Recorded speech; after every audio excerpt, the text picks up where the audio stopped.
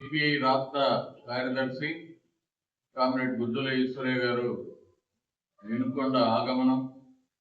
ఈ రోజున వినుకొండలో ఈ ప్రెస్ మీట్ ఏర్పాటు చేయడానికి గల ముఖ్య కారణం, పల్నాడు జిల్లాలోని కోటప్పకొండలో జూన్ 1వ తేదీ నుండి 5వ తేదీ వరకు యువజన సంఘం ఏఐవైఎఫ్ అఖిల భారత యువజన సమాఖ్య రాష్ట్ర స్థాయి శిక్షణా తరగతులు జరుగుతూ ఉన్నాయి.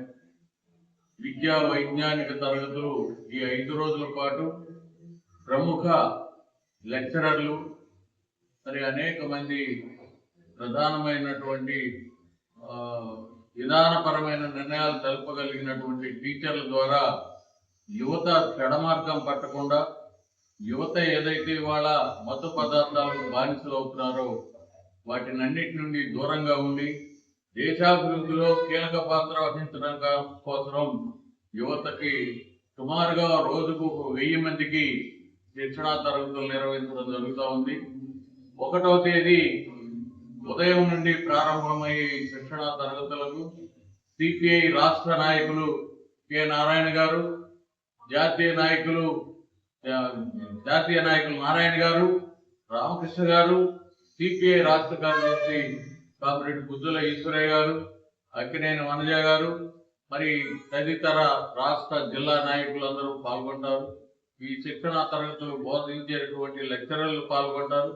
కావున ఈ శిక్షణా తరగతుల సందర్భంగా ఈ ప్రాంతంలో వినుకొండలో ముందుగా ఈ యొక్క శిక్షణా తరగతుల గురించి తెలియజేయడం కోసం ఈ ప్రాంతంలో ఉన్నటువంటి రాజకీయ పరిస్థితుల్ని, అలాగే ప్రజల ఈ ఎండాకాలంలో ఉన్నటువంటి ప్రజల స్థితిగతుల్ని, ప్రజల్లో పడుతున్నటువంటి బాధల్ని, ఈ నియోజకవర్గంలో ఉన్నటువంటి సమస్యల మీద మాట్లాడవలసిందిగా మరి ఈశ్వరయ్య గారికి విజ్ఞప్తి చేస్తాము.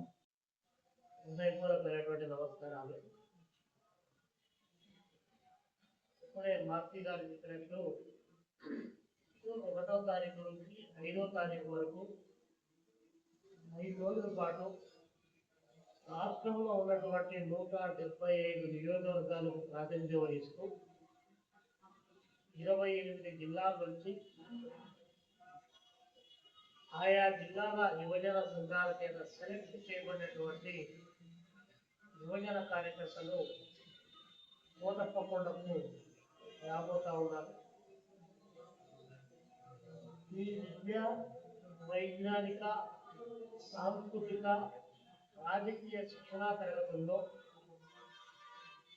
యువకుల్లో దాగినటువంటి సృజనాత్మకతను వెలికి తీసి ఒక దేశభక్తి కలిగినటువంటి పౌరుడుగా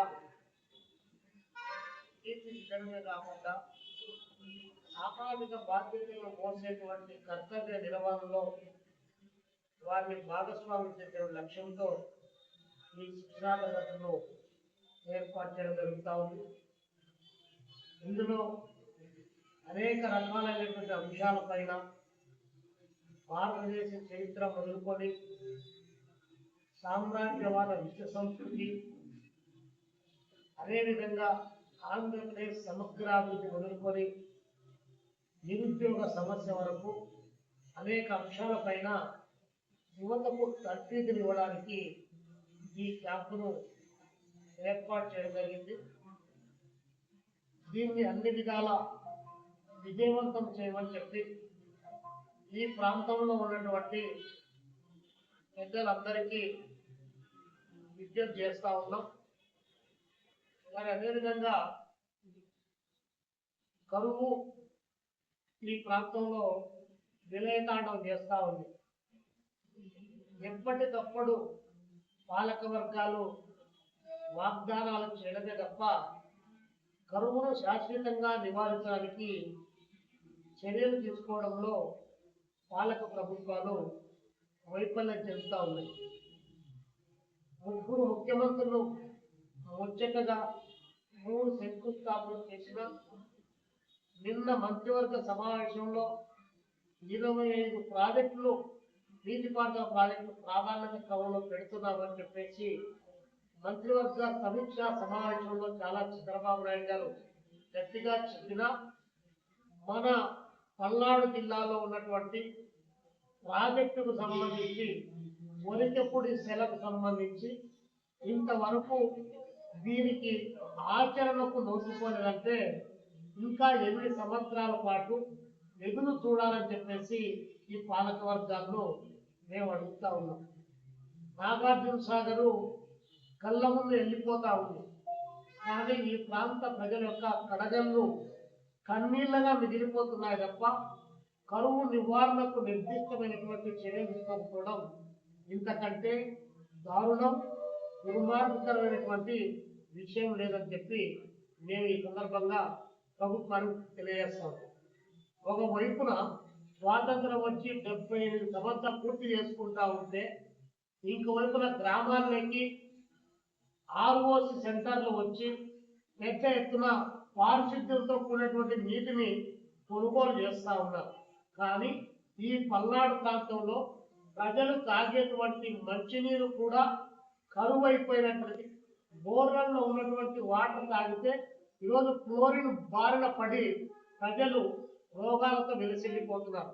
30 సంవత్సరాలు పట్టుమని 30 సంవత్సరాలు వయసు నిండక ముందే పళ్ళన్నీ గారపడతా ఉన్నాయి.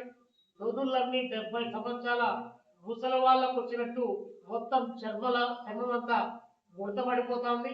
మోకాల నొప్పులు వస్తా ఉన్నాయి. కిందికి వంగలేరు, పైకి లేలేరు, పొలం చేయలేనటువంటి పరిస్థితుల్లో ఈరోజు కొనసాగుతున్నారంటే ప్రధానమైనటువంటి కారణం ఫ్లోరిన్.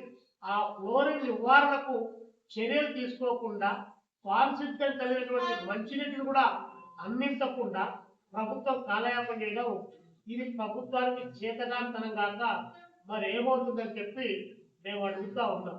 కాబట్టి మీరు ఊర్లలో లేకపోతే ఇవి విడిగా ఎంత కావాలంటే ఎంత, తాగినోడికి తాగినంత సారాయి బెల్ట్ షాపులు, ఈ ప్రాంతంలో బెల్ట్ షాపులు, అన్ని ప్రాంతాల్లో కూడా బెల్ట్ షాపులు విడిగా తిరిగి ఎత్తుకుంటా ఉన్నారు. ఇందులో కూటమి నేతలే ప్రధానమైనటువంటి పాత్ర పోషిస్తున్నారని చెప్పి ప్రభుత్వం దృష్టికి తీసుకెళ్లారు.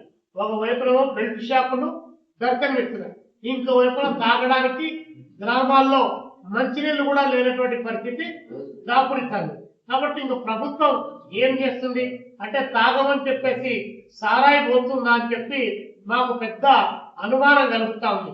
కాబట్టి ఇప్పటికైనా చంద్రబాబు నాయుడు గారు 30 ప్రాజెక్టులు పెట్టా, 40 ప్రాజెక్టులు పెట్టా అని చెప్పి 2014 నుంచి ఇప్పటి వరకు ఏ అంటే అమరావతి, టీ అంటే పోలవరం, ఏపీ అని చెప్పేసి ఆ 2 వాటి చుట్టే జపం చేస్తా ఉన్నాడు. పక్కన కూతవేటు దూరంలో ఉన్నటువంటి ఒరికిపూడి సెలకు 500 కోట్ల రూపాయల డబ్బులు కేటాయిస్తే దాదాపు 5 మండలాలకు సంబంధించినటువంటి 1,25,000 ఎకరాలకు నీళ్లు ఇవ్వగలదు. అదేవిధంగా చెట్లు 5 సంవత్సరాలు, 7 సంవత్సరాలు, 8 సంవత్సరాల వయసు వచ్చిన తర్వాత చేతికి పంట వచ్చేటువంటి క్రమంలో మొత్తం చెట్లన్నీ కొట్టేస్తున్నారు. ఒక ఎకరం పైన 5 లక్షల నుంచి 8 లక్షల రూపాయలు పెట్టుబడి పెట్టేటువంటి పరిస్థితి ఒకవైపు ఉంది. ఈరోజు పొగాకు రైతులు వర్జీనియా పొగాకు డిమాండ్ చేస్తున్నాం. మేము డిమాండ్ చేసినప్పుడల్లా కేంద్రానికి ఒక ఉత్తరం రాస్తారు చంద్రబాబు నాయుడు గారు. కాదంటే రైతుకు సంబంధించి ఆయన ఎవరు అచ్చెన్నాయుడు గారు ఉన్నారు కదా, ఆయన ఉత్తరాలు మీ ఉత్తరాలతోనే సరిపోయింది తప్ప రైతుల గిట్టుబాటు ధర ఎక్కడ? ఇక్కడే ఉన్నటువంటి మన మొక్కజొన్నకు సంబంధించి 700-800 రూపాయలు అక్కడ ఇవ్వాల్సిన దాంట్లో మద్దతు ధర ఇవ్వకుండా ఆపినటువంటిది, రైతు నష్టపోతున్నాడు. ఇంకోవైపున పత్తి రైతు కుదేలు అయిపోయినటువంటి పరిస్థితి, పొగాకు రైతు గిట్టుబాటు ధరలేక అల్లో లక్షణ అని చెప్పి ఏడుస్తా ఉన్నాడు. చంద్రబాబు నాయుడు గారు మీరు అనవసరమైనటువంటి ప్రచారాన్ని వాటి చుట్టూ ఏపీ అంటే ఏ అంటే అమరావతి, పి అంటే పోలవరం అని చెప్పి వాటి చుట్టే తిప్పితే ప్రజల్లో ఒక అభద్రతా భావం ఏర్పడుతుంది. రేపు పొద్దున రాష్ట్రం సమైక్యతకు భంగం కలుగుతుందని చెప్పి చంద్రబాబు నాయుడు గారికి తెలియజేస్తాం.